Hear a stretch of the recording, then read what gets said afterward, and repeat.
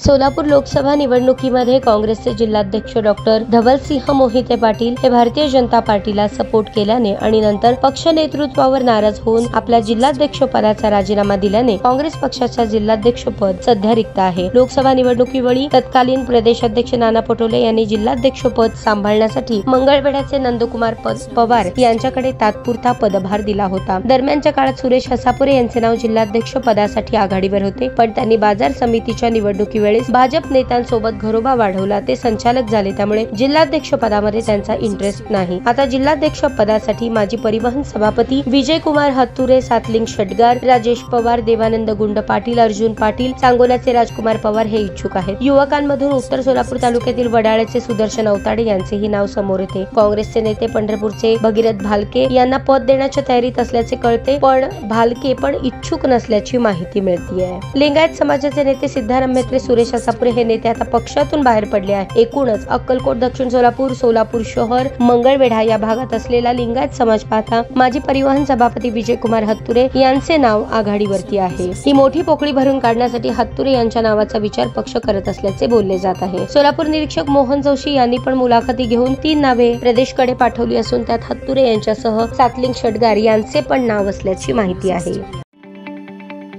ताज्या बातम्या पाहण्यासाठी प्राईम महाराष्ट्र न्यूज चॅनलला सबस्क्राईब करा।